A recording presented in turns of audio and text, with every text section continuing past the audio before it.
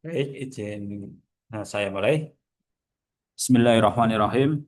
Assalamualaikum warahmatullahi wabarakatuh. Waalaikumsalam Waalaikumsalam warahmatullahi warahmatullahi wabarakatuh. wabarakatuh. Baik, Alhamdulillah ala kulli hal. Wassalatu wassalam ala Rasulillah Muhammad sallallahu alaihi wasallam. Baik, syukron kasiron. Jazakumullah khairan kasiron. Bihudurikum. Fi hadal asr. Fi hadal fasl. Fi hadal majlis. Baik, awalan saya naftati hadal majlis bikiroati basmalah. Bismillahirrahmanirrahim. Bismillahirrahmanirrahim. Nggih, untuk Edu sudah bisa diakses nggih untuk presensi dan materi saya bisa di-download jika dibutuhkan.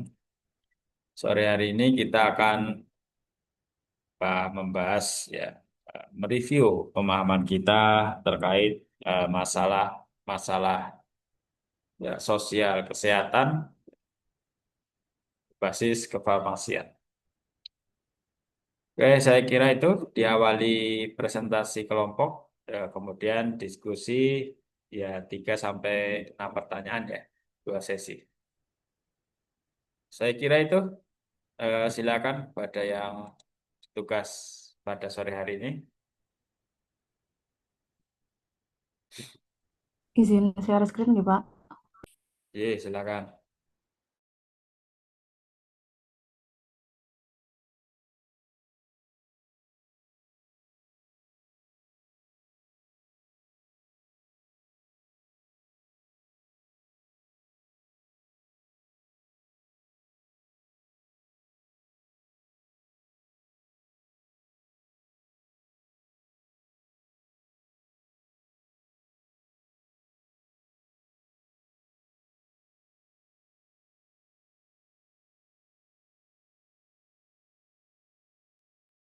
Bismillahirrahmanirrahim. Assalamualaikum warahmatullahi wabarakatuh.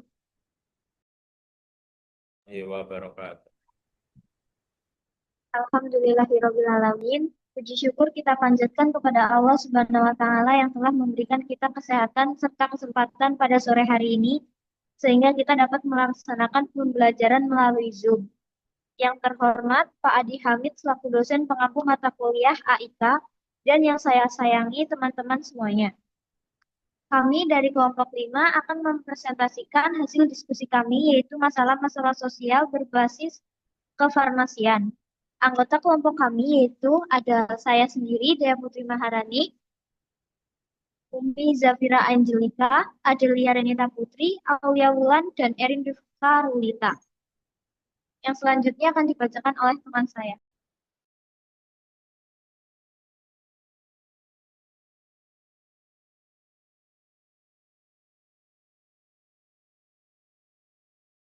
Pertama, seiring dengan inovasi teknologi produksi, penggunaan bahan baku alternatif seperti media fermentasi, mikroba, dan senyawa sintetis semakin meluas dalam produksi farmasi dan kosmetika. Kekhawatiran masyarakat terhadap keamanan, mutu, dan kehalalan bahan-bahan tersebut semakin mengemuka. Banyak konsumen merasa bahwa label halal bukan sekedar simbol agama, tetapi indikator kualitas dan kredibilitas produk. Sebuah studi pada produk kosmetika menemukan bahwa label halal secara signifikan memengaruhi keputusan pembelian konsumen karena mereka merasa lebih aman dan percaya bahwa produk bebas dari bahan haram atau najis. Selain itu, perspektif ilmiah dan agama dapat dipadukan melalui kerangka halalan thayyiban, di mana aspek syariah atau halal dan aspek mutu serta keamanan atau thayyib diselaraskan dalam regulasi produksi kosmetik dan herbal menurut Suryati et al. 2025. Regulasi yang tidak jelas seiring menimbulkan masalah di masyarakat. Jika kehalalan bahan baku sejak awal tidak dipastikan, terutama pada produk makanan atau kosmetik, kepercayaan konsumen bisa menurun dan industri ikut dirugikan.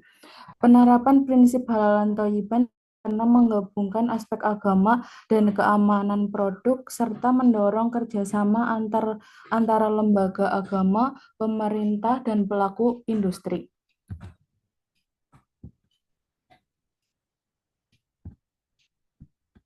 Materi yang pertama, makanan dan minuman yang bercampur dengan barang haram atau najis. Pencampuran makanan dan minuman dengan unsur haram atau najis merupakan isu penting dalam kajian kehalalan karena berpengaruh langsung terhadap hukum konsumsi menurut syariat Islam.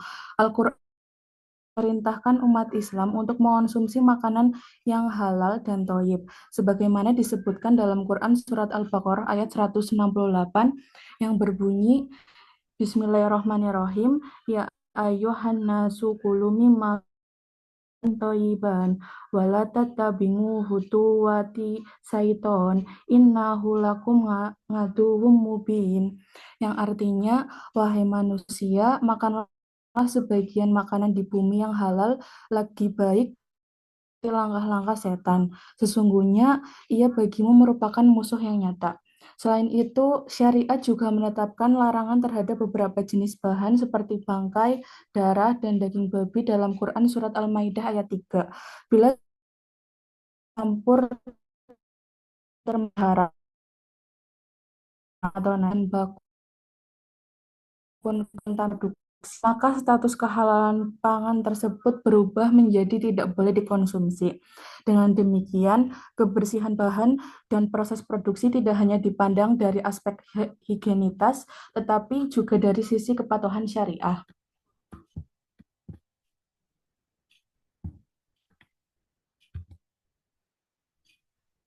Dari aspek regulasi, Undang-Undang Nomor 33 Tahun 2014 tentang Jaminan Produk Halal mewajibkan setiap produk yang beredar di Indonesia memiliki jaminan kehalalan, terutama terkait mencegah masuknya unsur haram atau najis.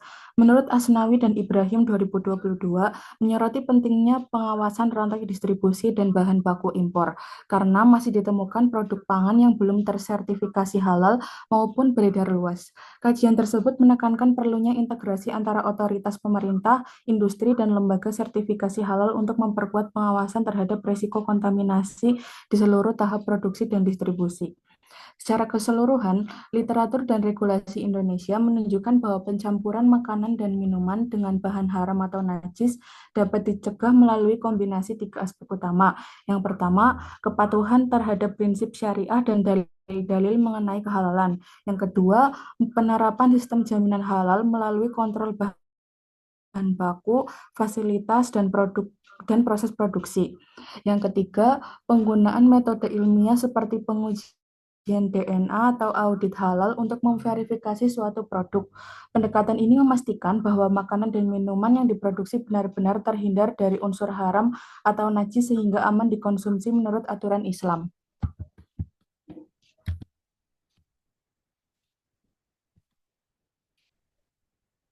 Selanjutnya, yang B, makan dan budidaya cacing dan jangkrik. Pemanfaatan cacing tanah dan jangkrik sebagai sumber protein alternatif menawarkan peluang besar dalam memenuhi gizi masyarakat karena mudah dibudidayakan, ekonomis, serta memiliki kandungan protein yang tinggi. Namun, perkembangan ini juga memunculkan tantangan keamanan pangan, di mana ekstrak cacing yang diproduksi tanpa higienitas berkompetensi mengandung bakteri patogen, dan jangkrik dapat terkontaminasi aflatoksin jika proses pengeringan serta penyimpanannya tidak standar. Di sisi lain, hambatan sosial muncul akibat persepsi negatif masyarakat yang masih memandang cacing dan jangkrik sebagai bahan pangan yang menjijikan, sehingga literasi terkait keamanan dan nilai gizi menjadi sangat penting. Dalam perspektif Islam, konsumsi jangkrik dinilai halal karena secara adat dikonsumsi dan tidak membahayakan. Sedangkan cacing tanah tergolong makruh namun tetap diperbolehkan selama tidak menimbulkan mudarat dan diolah dengan bersih. Prinsip halal thayyib menegaskan bahwa setiap pangan harus aman, bersih, dan tidak membahayakan sebagaimana tertuang dalam Surat Al-Baqarah ayat 168 serta hadis tentang larangan menimbulkan bahaya. Next.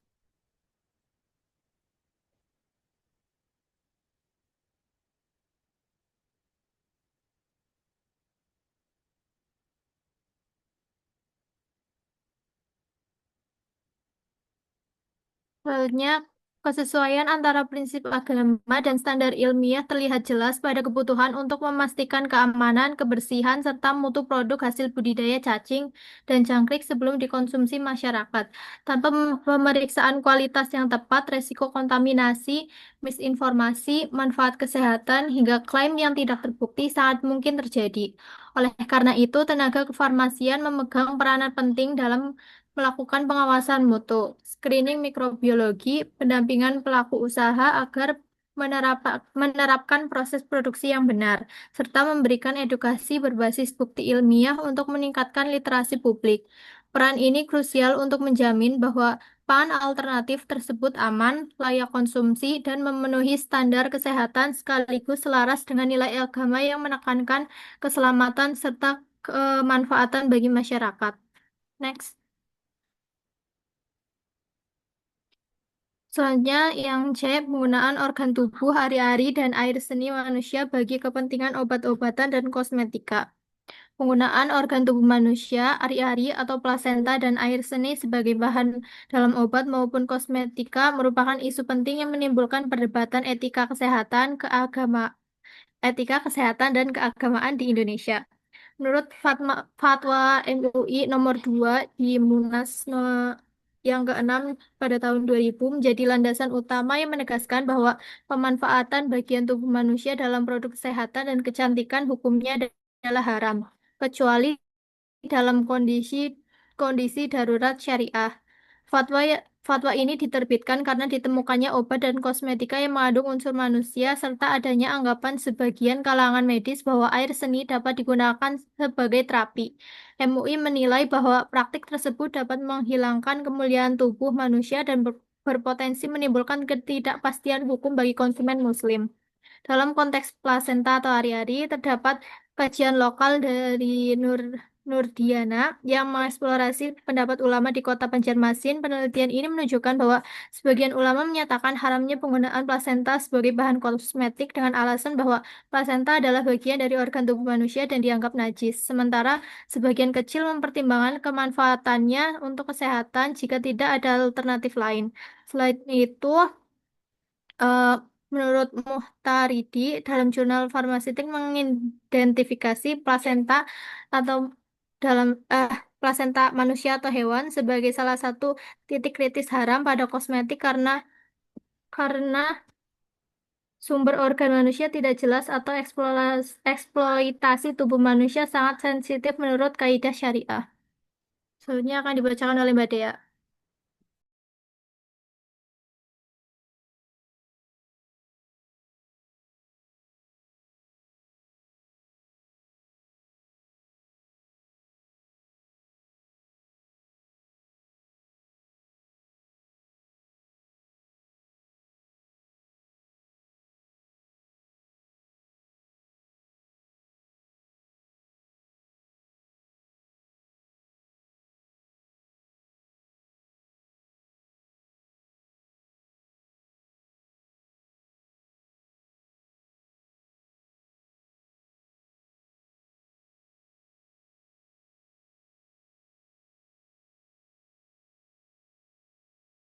Baik, selanjutnya, sementara itu pemanfaatan air atau urin manusia untuk terapi atau kosmetik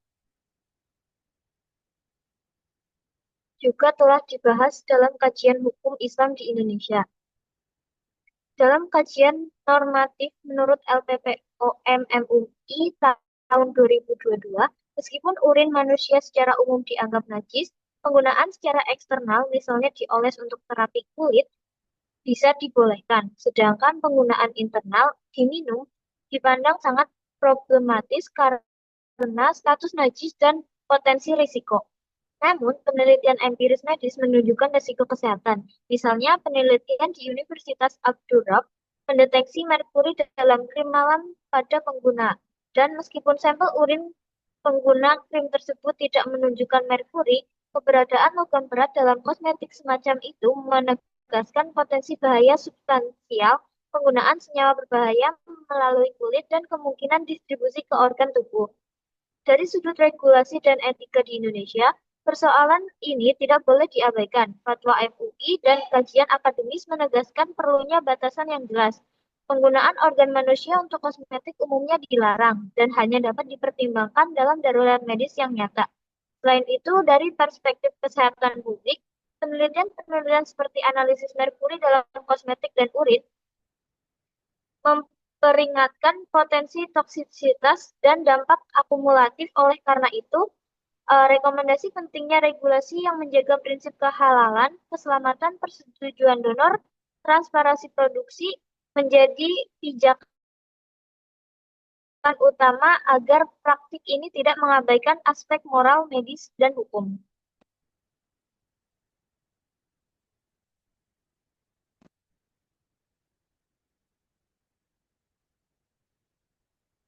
Kemudian yang D, produk penyedap rasa monosodium glutamat MSG dari PT Ajinomoto yang menggunakan bactoseroiton.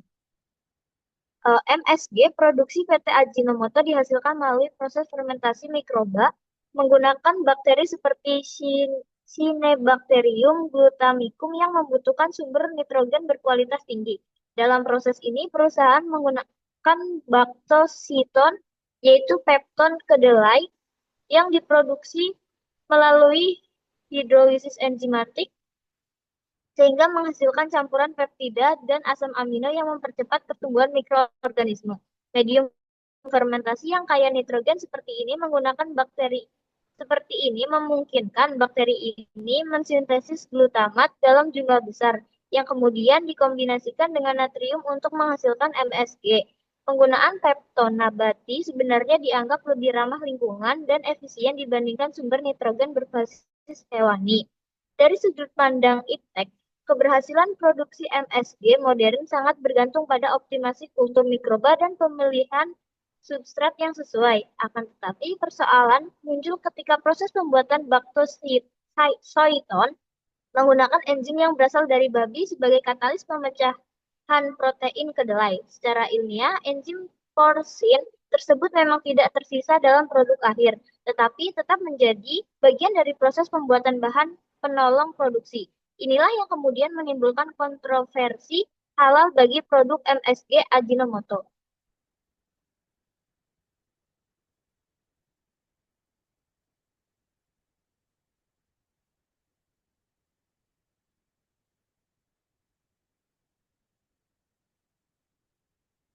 Kemudian, kasus penggunaan enzim babi dalam pembuatan bactoseroiton mendorong Majelis Ulama Indonesia melakukan audit dan investigasi menyeluruh. Hasil pemeriksaan menunjukkan bahwa bahan bactoseroiton yang digunakan Ajinomoto pada periode tertentu dibuat menggunakan enzim porsin, meskipun enzim tersebut tidak menjadi komponen produk akhir. Berdasarkan kaidah fikih, penggunaan zat haram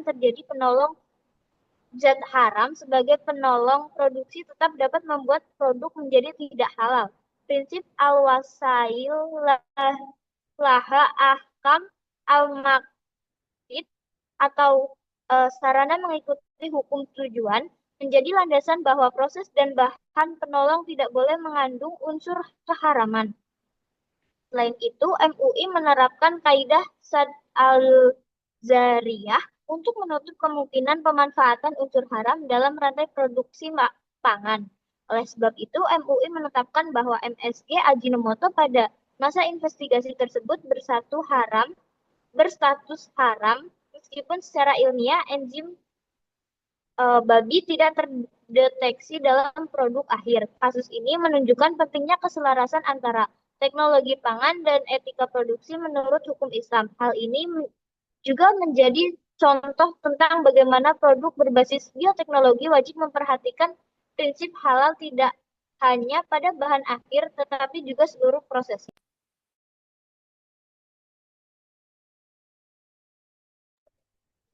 Dalam proses produksi MSG oleh PT Ajinomoto, bactoseroiton menjadi pusat perhatian karena bahan ini dibuat melalui hidrolisis protein kedelai menggunakan enzim babi atau porsin enzim sebagai katalis. Meskipun secara teknis enzim tersebut hanya berfungsi memecah protein menjadi peptida dan tidak ikut masuk ke dalam produk akhir, keberadaannya dalam tahapan produksi tetap dianggap bermasalah dari perspektif halal. Secara ilmiah, penggunaan enzim baku dalam industri enzimatik cukup umum karena stabilitas dan efektivitasnya yang tinggi, sehingga banyak perusahaan menggunakan untuk menghasilkan pepton berkualitas. Namun bagi industri pangan halal, penggunaan katalis haram pada tahap awal tetap dapat mengubah status kehalalan seluruh produk. Penelitian bioteknologi menunjukkan bahwa walaupun enzim tidak tersisa dalam produk, proses produksi tetap dinilai berdasarkan integritas bahan yang digunakan pada setiap tahap. Oleh karena itu, perdebatan ulama dalam kasus Ajinomoto bukan pada kandungan akhir MSG, tetapi pada proses pembuatan seitan yang menggunakan enzim babi. Fakta ini menjadi salah satu alasan MUI menyatakan bahwa produk tersebut tidak halal pada masa investigasi meskipun tidak ditemukan jejak enzim secara kimiawi pada MSG.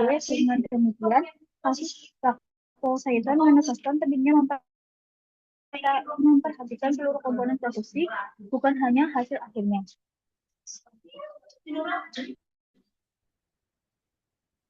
Dalam perspektif Islam, kasus Ajinomoto memberikan pelajaran yang penting mengenai integrasi antara kemajuan iptek dan kepatuhan terhadap nilai-nilai sejarah. Nilai-nilai syariah, industrialisasi pangan berbasis teknologi modern menuntut penggunaan bahan penolong enzim dan media kultur yang kompleks, sehingga memerlukan panduan syariah yang jelas. Kaidah halal tidak hanya menilai akhir, tetapi juga seluruh proses transformasi yang dilalui produk. Oleh sebab itu, pemanfaatan enzim babi dalam proses apapun meski hanya sebagai katalis dianggap tidak memenuhi standar halal. Kasus ini menegaskan bahwa kehalalan suatu produk tidak hanya dilihat dari hasil analisis kimia, tetapi juga harus memperhatikan integritas proses. Hal ini sejalan dengan konsep kehalalan berlimpah yang tidak hanya menekankan kehalalan tetapi juga kebersihan, keamanan, dan kesucian proses produksi. Dalam konteks ilmu pengetahuan, hal ini menunjukkan perlunya inovasi teknologi yang selaras dengan prinsip religius masyarakat Indonesia. Karena itu, industri seperti Ajinomoto perlu memastikan bahwa setiap komponen dalam rantai produksi sesuai dengan syariah untuk menjawab kebutuhan konsumen muslim.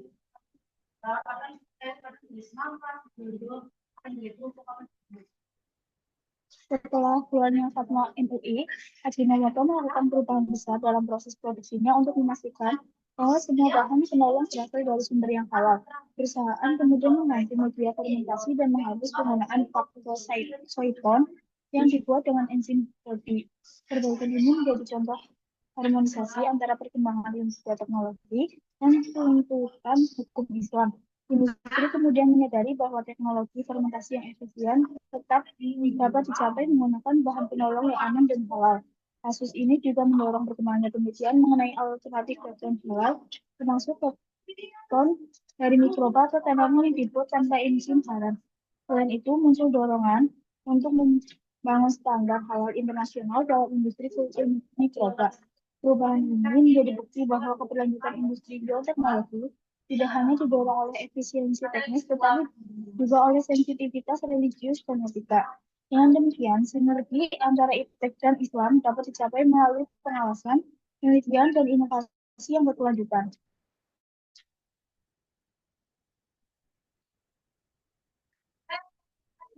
Kemudian ada yang produk penyedap rasa atau MSG dari PT Ajinomoto.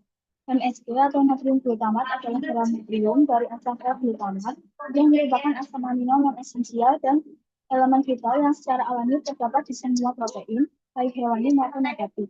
Secara biologis, asam glutamat adalah asam amino yang dibutuhkan tubuh untuk sintesis protein dan memainkan peran krusial sebagai neurotransmitter eksitatori di sistem saraf pusat, merangsang saraf pada indera pengecat dan merupakan komponen penting untuk metabolisme tubuh serta fungsi otak. MSG pertama kali ditemukan oleh Profesor Kifunai Ikeda dari Universitas Tokyo, Jepang pada tahun 1908. Profesor Ikeda berhasil mengisolasi asam glutamat dari rumput laut Laminaria japonica yang merupakan bahan dasar kalsium dashi dan mengidentifikasinya sebagai sumber rasa umami. Penemuan ini segera memicu produksi MSG secara komersial pada tahun 1909 oleh Ajinomoto Corp di Jepang. MSG secara primer berfungsi sebagai zat aditif pangan yang sangat populer di seluruh dunia, yang dikenal karena kemampuannya untuk menguatkan atau memodifikasi cita rasa makanan sehingga menghasilkan rasa yang lebih lezat yang disebut umami. Rasa umami ini diakui melengkapi empat dasar lainnya seperti manis, asam, asin, pahit, dan merupakan kunci kelezatan banyak masakan. Meskipun asam glumat adalah senyawa alami, konsumsi MSG buatan dalam jumlah berlebihan telah menjadi subjek kontroversi kesehatan. Glumat dalam bentuk bebas, MSG diklasifikasikan sebagai eksitotoksin atau racun perangsang. Senyawa ini dapat merangsang berlebihan neuron atau sel saraf di otak dan dalam dosis tinggi berpotensi menyebabkan kerusakan atau kematian sel-sel otak. Next. Berdasarkan efek bahaya dari penggunaan monosodium glutamate atau MSG. Yang pertama ada Chinese Restaurant Syndrome atau CRS, gejala yang muncul setelah konsumsi MSG dosis tinggi meliputi rasa panas, kaku otot, pusing, sesak napas, nyeri dada, sakit kepala, mual, hingga muntah. Efek ini tidak fatal akan hilang dalam sekitar 2 jam. Yang kedua ada kerusakan sel jaringan. MSG diklasifikasikan sebagai eksitotoksin yang berpotensi mematikan sel-sel otak karena menyebabkan stimulasi otak yang berlebihan yang pada akhirnya dapat menyebabkan kelelahan dan kematian sel-sel otak. Yang ketiga ada kanker. Potensi MSG menyebabkan kanker dikaitkan dengan pembentukan senyawa karsinogenik yang disebut pirolisis yang terjadi karena glumat dipanaskan pada suhu tinggi dan waktu yang lama. Meskipun demikian, proses pirolisis ini juga dapat dialami oleh asam amino penyusun protein lain seperti triptofan dan lisin sehingga cara memasak makanan sangat mempengaruhi. Next.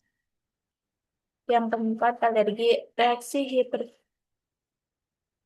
hipersensitif atau alergi terhadap monosodium glutamate dapat terjadi pada sebagian kecil konsumen dengan gejala umum berupa gatal, mual, dan panas.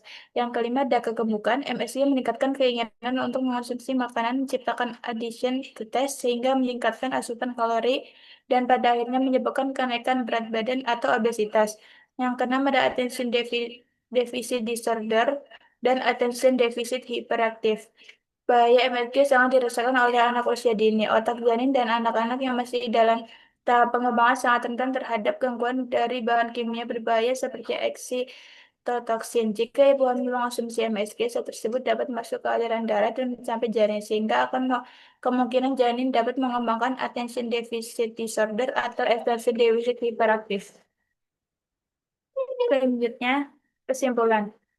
Pembahasan menunjukkan bahwa persoalan kehalalan, keamanan, dan etika dalam produk pangan, obat, dan kosmetika tidak dapat dipisahkan dari perkembangan teknologi modern. Kasus pencemburuan bahan haram atau najis, pemanfaatan cacing dan jangkrik sebagai pangan alternatif, penggunaan organ tubuh manusia dan urin dalam produk kesehatan, serta kontroversi proses produksi MSG Ajinomoto menegaskan bahwa aspek syariah harus diperhatikan sejak tahap bahan baku hingga proses produksi. Prinsip halalan thayyiban menuntut bahwa produk tidak hanya halal dari segi hukum, tetapi juga aman, bersih, dan bermanfaat. Oleh karena itu, diperlukan pengawasan komprehensif pada rantai pasok, transparan pembuatan produksi, serta pemahaman masyarakat yang lebih baik mengenai jenis farmasi. Sinergi antara ilmu pengetahuan, regulasi, dan nilai jadi kunci dalam memastikan bahwa produk yang beredar memenuhi standar memberikan perlindungan bagi konsumen.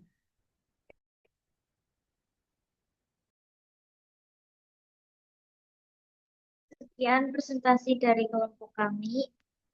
Teman-teman yang mau bertanya boleh angkat tangan.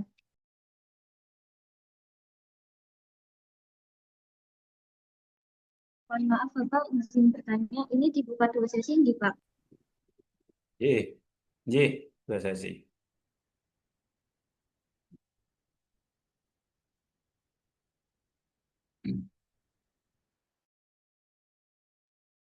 Untuk sesi pertama, Mbak Eka Maya, silakan. Baik, terima kasih. Perkenalkan, nama saya Kamaya Anggriani, izin bertanya. Pertanyaannya, apa pelajaran penting yang dapat diambil dari kasus Ajinomoto tentang hubungan antara teknologi modern dan kepatuhan terhadap syariat Islam? Terima kasih. Sama-sama. Selanjutnya, Mbak Danisa Dahlan. Baik, izin bertanya, bagaimana proses produksi bisa membuat suatu produk yang awalnya halal menjadi haram meskipun tidak ada bahan haram yang tertinggal dalam produk akhirnya?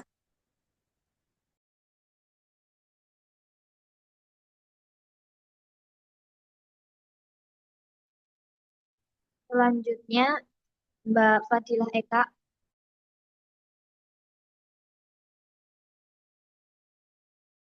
Baik, saya Fadila Eka, izin bertanya, seberapa besar risiko penggunaan bahan skincare yang berasal dari organ manusia seperti ari-ari atau plasenta, baik dari sisi kesehatan maupun dari sudut pandang agama? Terima kasih. Sama-sama. Selanjutnya, Mbak Astri untuk sesi pertama yang terakhir.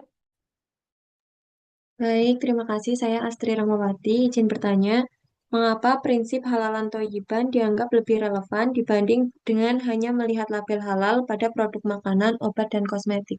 Terima kasih.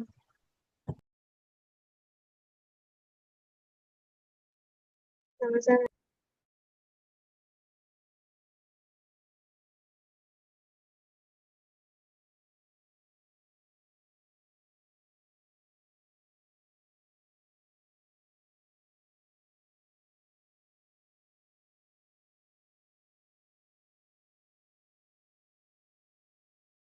Izin berdiskusi dahulu sebentar ya. Silakan.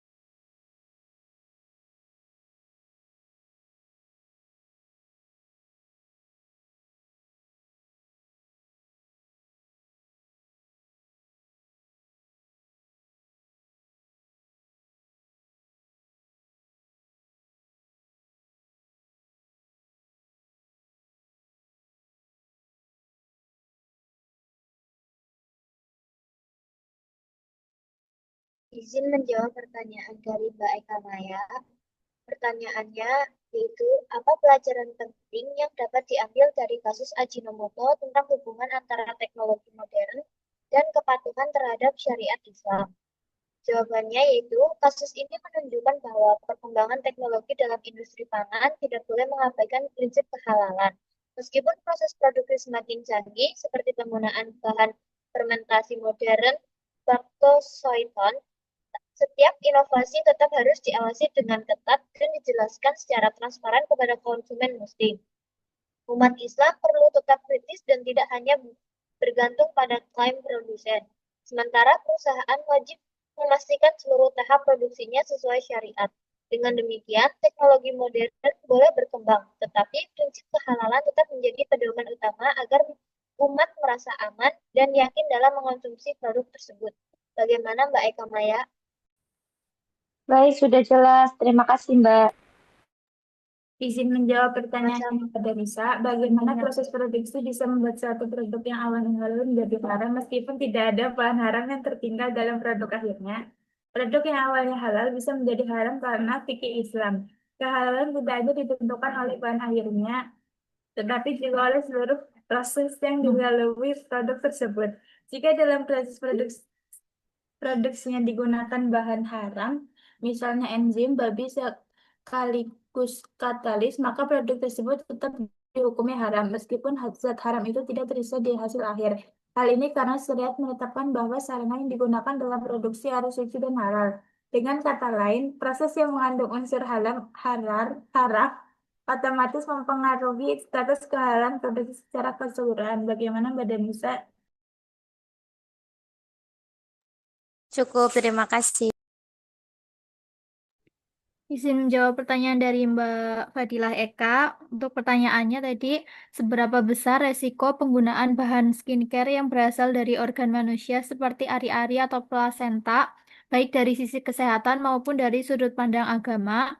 Jawabannya, resiko penggunaan skincare yang mengandung bahan dari organ manusia seperti ari-ari atau plasenta tergolong tinggi. Dari sisi kesehatan, plasenta dapat membawa virus atau bakteri berbahaya dan proses ekstraksinya tidak selalu steril sehingga berpotensi menimbulkan infeksi, alergi, atau gangguan hormonal. Dari sudut pandang agama, penggunaan bagian tubuh manusia untuk kosmetik dianggap tidak diperbolehkan karena tubuh manusia memiliki kehormatan yang harus dijaga dan tidak boleh dimanfaatkan untuk kebutuhan non-darurat. Oleh karena itu, skincare berbahan ari-ari manusia dinilai beresiko besar dan cenderung dilarang baik secara medis maupun agama. Bagaimana Mbak Eka? Sudah jelas, terima kasih Mbak Umi. Sama-sama. Terakhir, saya akan menjawab pertanyaan dari Mbak Astri. Untuk pertanyaannya, mengapa prinsip halalan kehidupan dianggap lebih relevan dibanding hanya melihat label halal pada produk makanan, obat, dan kosmetik? Untuk jawabannya, karena halalan kehidupan menilai produk bukan hanya dari aspek halal zatnya, tetapi juga dari keamanan, kebersihan, dan proses produksinya.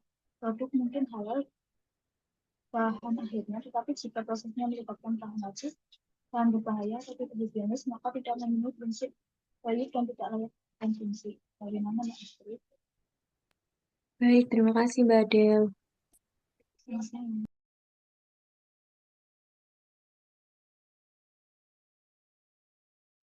Untuk sesi kedua, eh, silakan Mbak Devi untuk bertanya. Baik, perkenalkan saya Devi Chandrakusuma. Izin bertanya, bagaimana cara memastikan keamanan konsumsi serangga sebagai pangan bila standar nasional belum sepenuhnya matang? Terima kasih.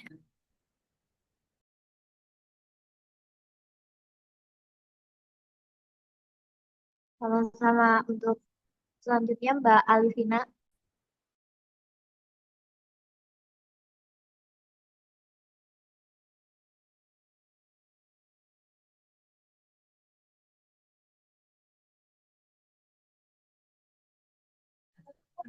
Baik, izin bertanya, mengapa pencampuran bahan haram atau najis pada makanan dan minuman Meskipun dalam jumlah sangat kecil, tetap menjadikan produk tersebut tidak boleh dikonsumsi menurut prinsip halalan toyiban. Terima kasih.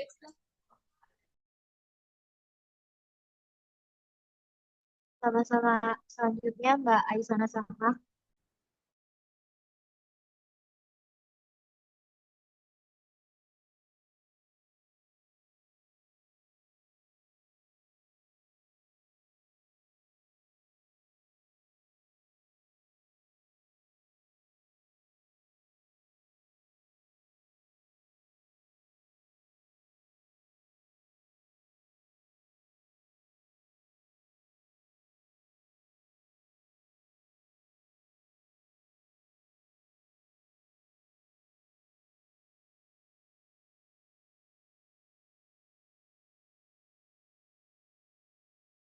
Terima kasih Mbak Isa pertanyaannya.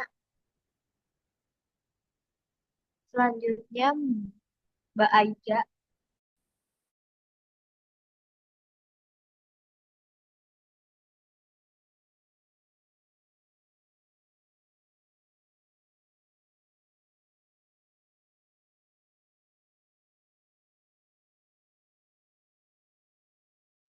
Terima kasih Mbak Aida pertanyaannya. Yang terakhir ada Mbak Dina. Baik, terima kasih. Perkenalkan, saya Dina Nur Hasana. Izin bertanya, pada PPT kalian kan sudah dijelaskan bahwa penerapan prinsip halalan toyiban dapat menjadi solusi atas kekhawatiran masyarakat terhadap produk farmasi dan kosmetika. Pertanyaannya, mengapa prinsip ini dianggap efektif dalam menyelesaikan masalah tersebut? Terima kasih.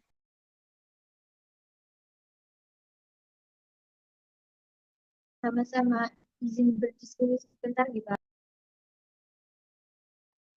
Silakan.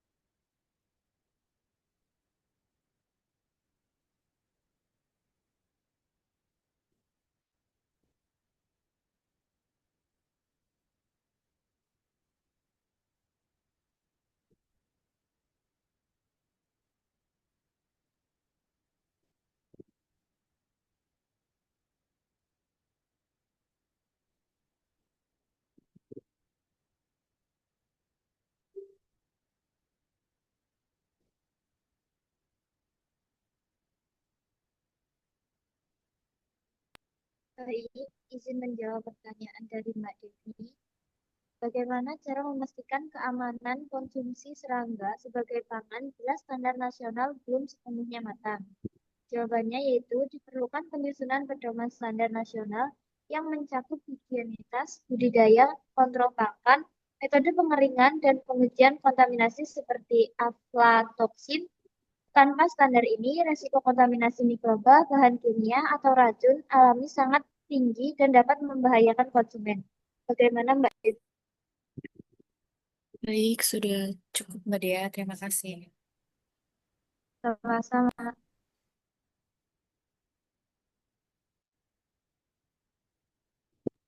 Izin menjawab pertanyaannya Mbak Aisyah.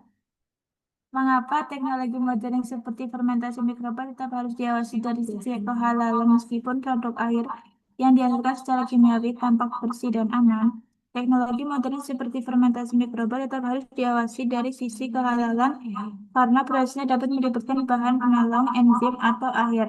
Dalam prinsip halal, kehalalan tidak hanya dilihat dari hasil akhirnya, tetapi juga dari seluruh rangkaian proses produksi. Karena itu, meskipun produk secara kimiawi aman dan bersih, jika prosesnya melibatkan unsur haram seperti enzim babi pada pembuatan baktosoton dalam kasus Ajinomoto, maka seluruh sel produk tetap dapat gugur. Bagaimana Mbak Aisyah?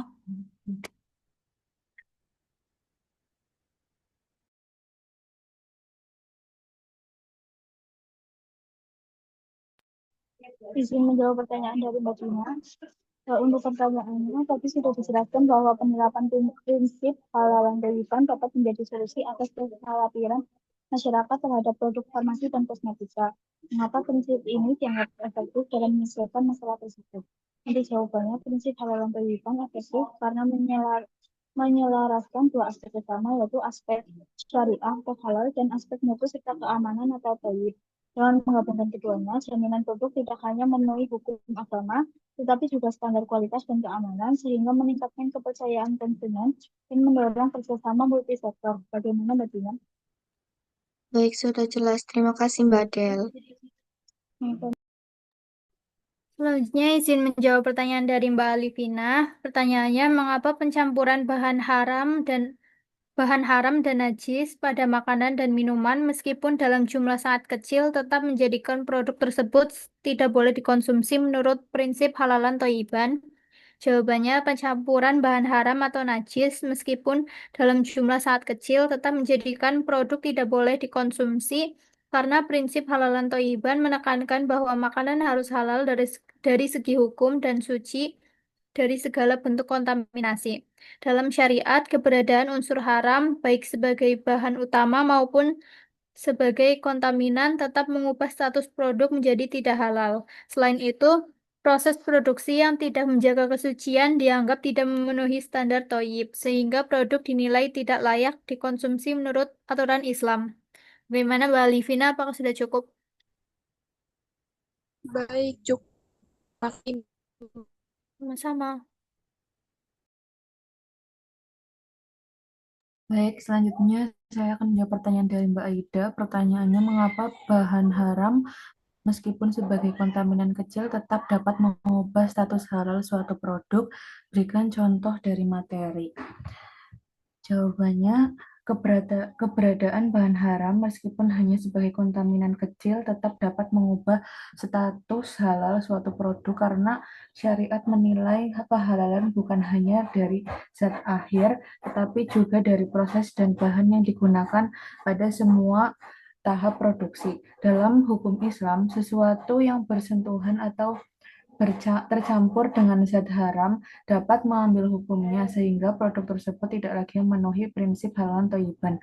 Contoh dari materi adalah kasus MSG Ajinomoto di mana baktosoiton diproduksi menggunakan enzim babi sebagai katalis meskipun enzim tersebut tidak ditemukan dalam produk akhir. Proses produksi yang melibatkan unsur haram membuat MSG tersebut ditetapkan sebagai tidak halal. Bagaimana Mbak Aida?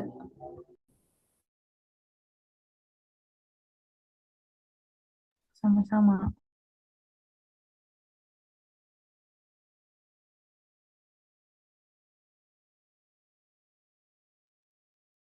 Baik, cukup presentasi dari kelompok kami. Kurang lebihnya mohon maaf. Wassalamualaikum warahmatullahi wabarakatuh. Waalaikumsalam warahmatullahi wabarakatuh. Baik, kita berikan aplaus ya. Wah, luar biasa. Hampir 1 jam tadi. Berapa? 50 menit. Ya, saya kira sudah eh, sangat banyak ya hal yang kita peroleh pada sore hari ini.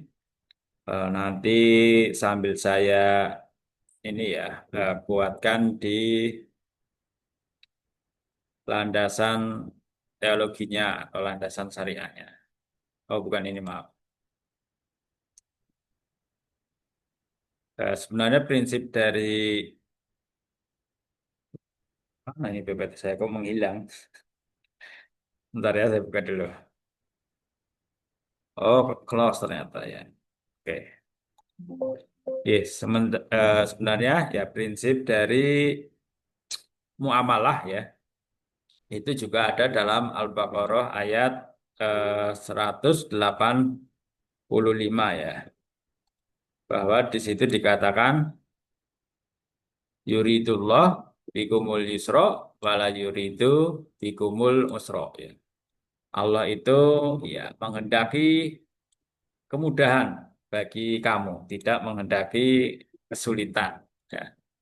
Nah, itu makanya ini menjadi landasan teologi kita, landasan syariah kita terkait apa persoalan makanan, ya jangan dibuat sulit ya, karena ada ketika seorang ke restoran, ya di situ sudah jelas produknya adalah berhalal, masih eh, ditanya begitu detail ya sampai apa sampai proses pengambilannya, proses pemotongannya ya.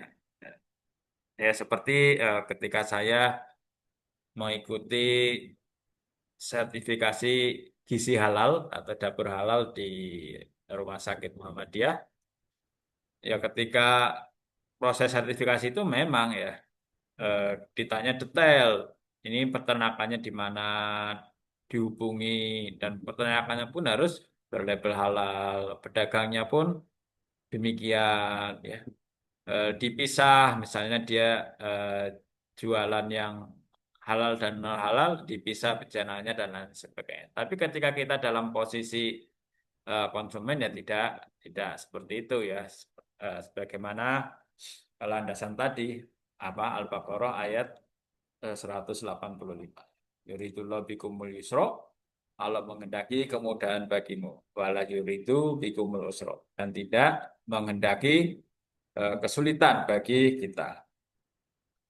Dan ya kalau kita bicara ini ya dalam agama, kan ada 4 dimensi: akidah, ibadah, akhlak, dan amalah. Yang sedang kita discuss sore hari ini ya, aspek muamalah.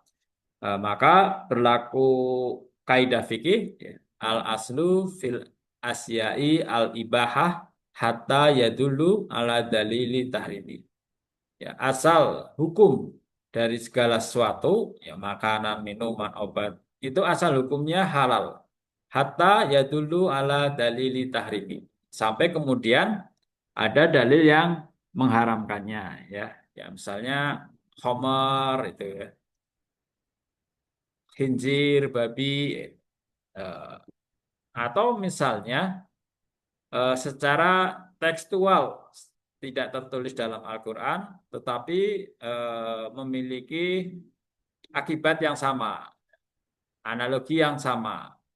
Ya, misalnya apa yang merusak tubuh ya, itu apapun bentuknya, walaupun belum tertulis di dalam Al-Quran, yaitu dikiaskan, dianalogikan dengan segala hal yang merusak tubuh yang ada di dalam Al-Quran ya, ya al-khinzir, al-maisir, dan itu pun ya masih ada ya rukhsah ya.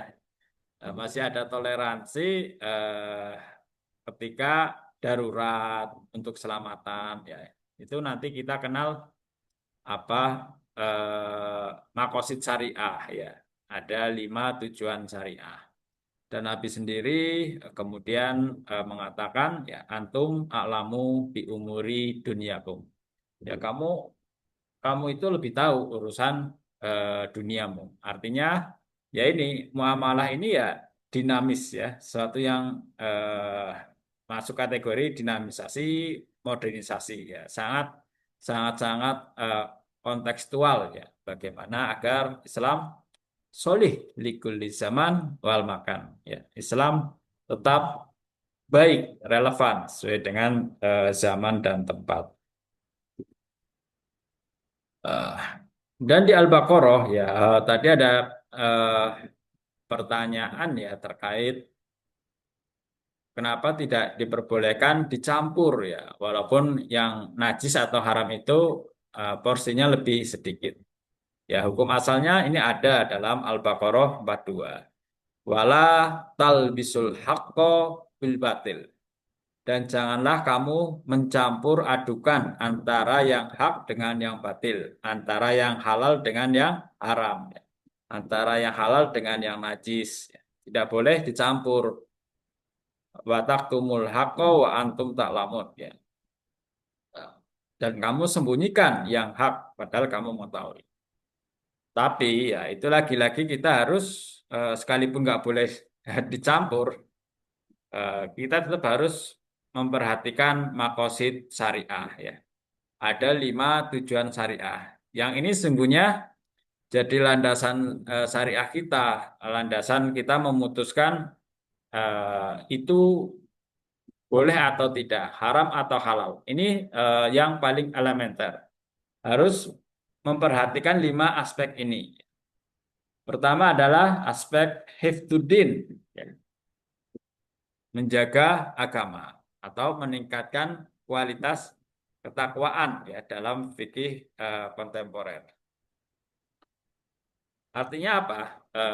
Ada memang kecenderungan ya ketika umat Islam yang taat kemudian mengkonsumsi sesuatu yang dianggap haram atau yang dirasa haram, maka ada ketidaktenangan dalam dirinya ya, ada kegelisahan ya. Sungguhnya itu indikasi yang baik bahwa kolbunya masih normal ya, bisa mensensor. Karena kan pasti kecenderungannya seperti itu. Ketika kita berbuat jahat, kecenderungannya itu ya gelisah ya, takut ketahuan dan lain sebagainya. Dan itu sensor yang alami. Dan ketika itu tidak berfungsi, justru itu yang dikatakan Cak Nur ya, Prof. Kholis Masjid, Allah Yarham, itu namanya kebangkrutan rohani ya. Kemudian juga selain agamanya bagaimana harus jaga, yang kedua ini ya, hifdzun nafs, bagaimana agar jiwa kita selamat, sehat. Ya ketika itu satu-satunya cara ya, satu-satunya obat, satu-satunya terapi yang lain belum ditemukan, ya difatwakan dengan istilah fatwa dinamis ya. Jadi boleh ya sepanjang memang belum ditemukan penggantinya yang halal ya. Ya dalam keadaan darurat tadi yang disampaikan. Kemudian juga hifdzul akal, menjaga akal. Klik ya. Dalam arti ya meningkatkan kualitas intelektual kita. Barang-barang yang kita konsumsi, yang kita pakai justru menurunkan atau meningkatkan kualitas intelektual kita. Kan ada ya, kalian ya lebih paham ya, karena dunia ini ada makanan atau minuman yang kita konsumsi dalam kadar tertentu justru bisa menurunkan kualitas intelektual kita. Ya, contoh ya mungkin nanti diklarifikasi kalau yang saya sampaikan keliru. Ya misalnya miras itu ya atau homer itu dapat menurunkan kualitas intelektual kita. Kemudian ya kalau ada yang ingin disampaikan silakan ya. Boleh nulis di kolom chat, boleh raise hand atau ya langsung ya open your mic. Kemudian hifdzun nas menjaga keturunan dan hifdzul mal yang terakhir menjaga harta atau meningkatkan harta. Ini bisa dalam arti mengembangkan harta ya. Cara-cara yang eh, efisien ya. Oke, sebelum ke slide berikutnya ini apa? Tadi juga ada eh, pertanyaan menarik ya. Bagaimana yang sumber awalnya itu halal, tapi karena proses berubah hukum menjadi eh, haram ya. Ya, contoh sederhana ya binatang lah ya, ayam, sapi ya, yang hukum asalnya halal ya, ya bisa menjadi haram dalam dalam beberapa hal ya. Ya misalnya ketika proses penyembelihannya tidak memperhatikan prinsip-prinsip syariah. Pertama ya, menyembelih bukan niat karena Allah ya, yaitu menjadi haram ya walaupun itu barangnya halal. Tentu haram bagi yang tahu ya, bagi yang tidak tahu eh, ya dihukumi rufi al kolam, diangkatlah pena, halal. Ya kita kan nggak tahu setiap ayam yang kita makan, ya daging sapi yang kita konsum, itu kan kita nggak tahu persis bahwa itu selalu dibacakan ya minimal basmalah atau tidak. Ya karena kita nggak tahu, ya berlaku kaidah rufi al kolam, ya diangkatlah pena, tidak dicatat sebagai dosa. Nah, tapi yang tahu, ya justru harus dihindari. Itu yang pertama ya dari penyembelihan. Kemudian kan selain tidak dengan lafadz Allah juga cara penyembelihannya yang kemudian tidak sesuai syariat, eh, seperti eh, kemudian binatangnya menjadi tersiksa ya karena cara penyembelihan yang salah dan lain sebagainya. Itu baru hanya di prosesnya ya, apalagi kemudian di barangnya atau di hewan sembelihannya. Ya ragam najis, ada mukhafafah, ringan, mutawasitoh, sedang, moderat ya. Ya silakan yang mau ke toilet, yang mau ngopi, wah, asik ya. Kemudian mukholadoh yang berat. Ya, prinsip awal selama apa warnanya hilang ya, rasanya hilang, warna apa war, warna dari najis sudah pulih, rasa dari najisnya juga sudah pulih, ya itu bisa dianggap kemudian suci kembali. Rasa, warna, bau ya, rasa, warna dan bau ya kalau tidak salah. Ini innama haroma alaikumul maitata, bangkai. Ya, ini pun tidak semua bangkai ya, bangkai ikan laut itu halal. Jadi tidak bisa kita menyimpulkan suatu hukum dari satu ayat, harus memperhatikan ayat yang lain, hadis yang lain. Wadamu, wadam, darah, walahmul hinjir, dan apa? Daging babi, wa ma'uhilla, lah ini tadi, dan apa-apa yang lihoirillah ya. Yang disembelih tapi tidak atas nama Allah menjadi haram. Sepanjang kita tahu ya tadi. Kalau kita tidak tahu ya tidak masalah. Karena tetap prinsip Al-Baqarah berapa tadi? 185 ya. Yuridullahu bikumul yusra wala yuridu bikumul usra. Allah menghendaki kemudahan. Agama itu mudah ya. Kalau bahkan dalam 7 sikap sosial wasatiyah, salah satunya yaitu prinsip mempermudah dalam beragama. Ya termasuk ini ya. Kalau yang mempersulit ya apa? Artinya tidak paham ya. Kaidah fikihnya ini ya. Tadi al aslu fil asya al ibahah. Hukum asal dasarnya itu halal. Semua hal dalam muamalah itu boleh halal sampai ada dalil yang mengharamkannya. Nah, walaupun di sini ada dalil yang mengharamkan, tapi kalau dalam keadaan darurat ya menjadi halal kembali. Nah, yaitu indahnya Islam ya, mudahnya, tidak mempersulit. Kalau ada yang menganggap Islam itu sulit, repot, artinya sesungguhnya kurang memahami ya, memahami kaidah-kaidah dalam agama. Dan hukumnya ya kontekstual ya, sesuai apa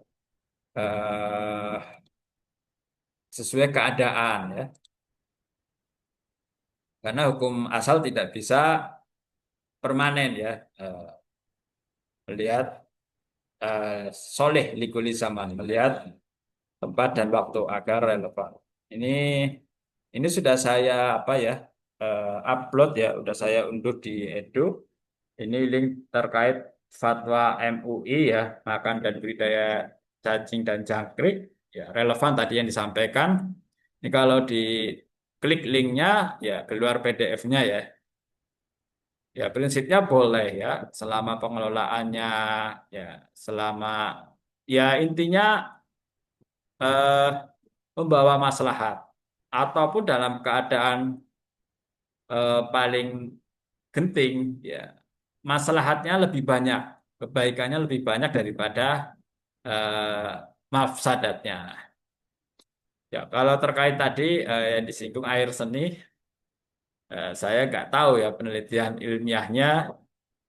Terapi dengan air seni itu lebih banyak mafsadatnya apa mudaratnya.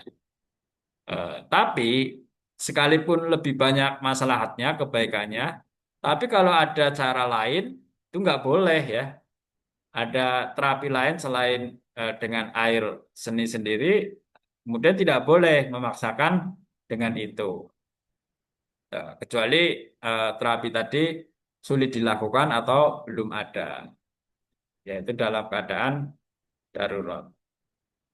Tapi tadi ya, yang utama bagaimana hifdzun nafs, menjaga jiwa, keselamatan.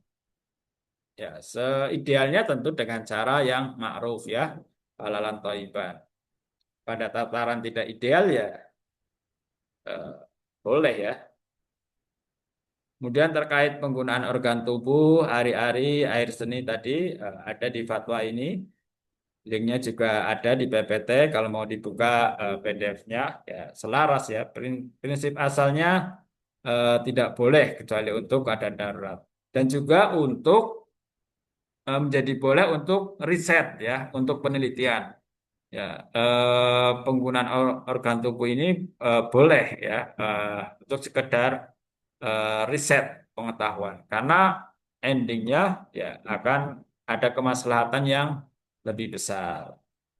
Nah, untuk di Muhammadiyah sendiri dalam memutuskan suatu hukum itu menggunakan 3 pendekatan ya.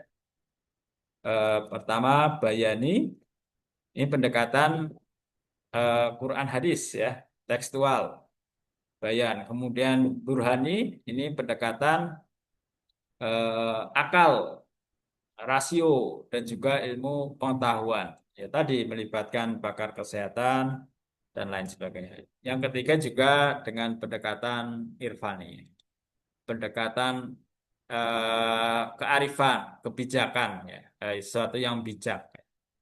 Dan ini kalau ini letaknya irfani ini di hati, kolbun. Ya, kalau burhani ini di akal, ya. Kalau bayani di Al-Quran dan Al-Hadis. Baik, kemudian eh, terkait produk penyedap rasa MSG dari Ajinomoto ada juga di fatwa MUI ini ya. Di PPT-nya ada linknya. Kalau mau buka PDF-nya seperti apa? Ya hukum asalnya ya sama ya. Ini bisa keluar fatwa ya harus melibatkan pakar dari berbagai disiplin ini. Nah, untuk Muhammadiyah sendiri dalam memutuskan suatu produk hukum, ini ada 3 jenjang. Jenjang yang paling tinggi adalah putusan tarjih ya, oleh pimpinan pusat Muhammadiyah langsung.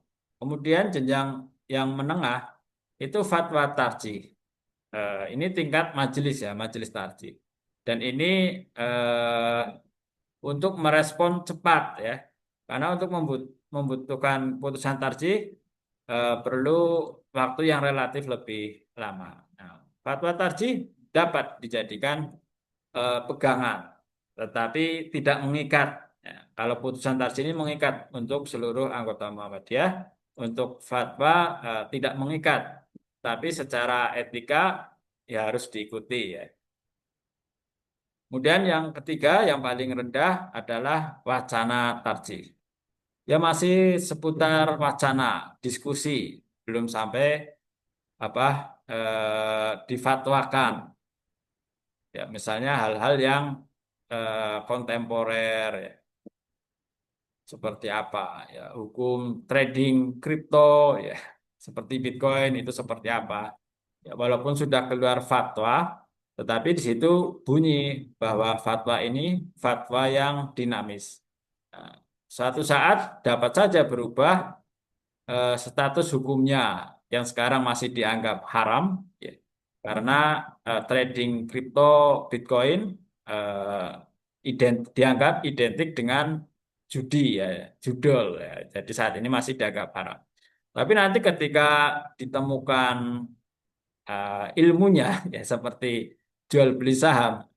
Jual beli saham kan ada ilmunya ya. Kita beli saham perusahaan apa, kita bisa mempelajari laporan keuangannya, manajemennya siapa, restorannya bagaimana, itu bisa. Tapi kan untuk trading seperti kripto, Bitcoin belum ada ya. Kemudian last slide ya. Di sini kompilasi fatwa halal wa thayyib ya. Kesucian berarti kehalalan, kebersihan berarti kethayyiban atau apa ya? Safety apa? Steril lah ya, steril. Kemudian status hukum makanan yang berasal dari sumbernya belum diketahui. Sekalipun belum diketahui, ketika itu secara umum dianggap halal ya halal. Ya, sekarang kan harus kontekstual ya. Gak mungkin kita sekarang eh, beli mie ayam misalnya. Harus di tempat mie ayam yang sudah label halal. Yaitu gak logis untuk saat ini ya. Karena untuk mengikuti proses sertifikasi halal juga membutuhkan waktu. Tapi ketika kita percaya, oh penjualnya ini orang yang soleh, jualannya ayam, ya itu sudah jadikan pegangan yang cukup ya menurut saya. Tidak harus berlabel halal ya.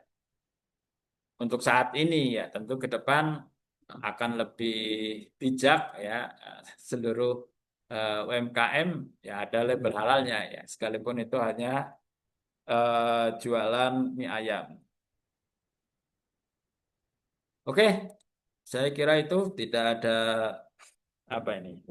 respon di kolom chat, saya anggap cukup.